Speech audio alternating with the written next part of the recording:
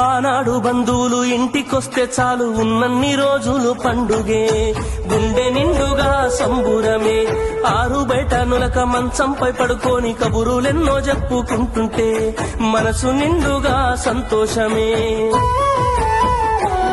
వాళ్ళు తిరిగి ప్రయాణం అవుతుంటే ఇంకో రోజుంటే బాగుండనిపించి ఎక్కే బస్సు వచ్చి వెళ్ళిపోయేదాకా చెప్పులు దాచిన జ్ఞాపకమే.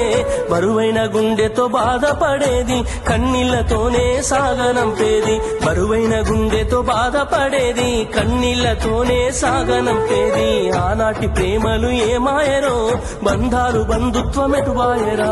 డబ్బు బంధాలే మిగిలేనురో, మనుషులే దూరమయ్యేనురా.